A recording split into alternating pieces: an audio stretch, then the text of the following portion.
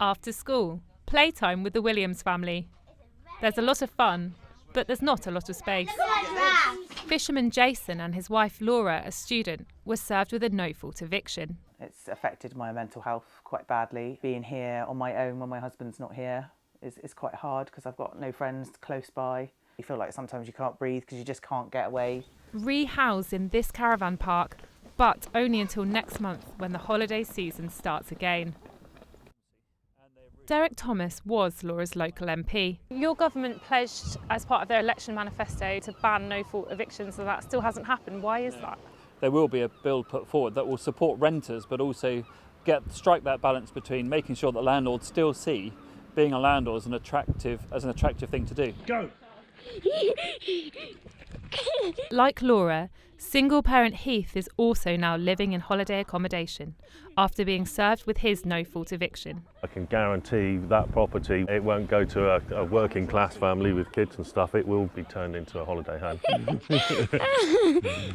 Pretty much all my clients have been second homeowners and Airbnb people. So, you know, what are these people need people like me for their businesses as well. It wasn't for me putting up on social media that I've got a problem and this is what is happening. The community has helped me. Cornwall has always been a popular destination, but the boom in staycations and more flexible working arrangements has placed even more pressure on the limited housing available here. That's pushed local people into extreme living situations. These include housing homeless people in the council's car park in these temporary pods. Up the road is Jasmine. Her mother couldn't afford to house her once she turned 18, and she's currently living in a travel lodge. I've moved 12 to 16 times. It's definitely not great on my mental health. No one can tell the 18-year-old when she'll move into a house. It's pretty much, you have a roof over your head, you're no longer our problem. She's not allowed visitors or cooking facilities. There is only so much like KFC and McDonald's you can eat before you just start feeling incredibly sick.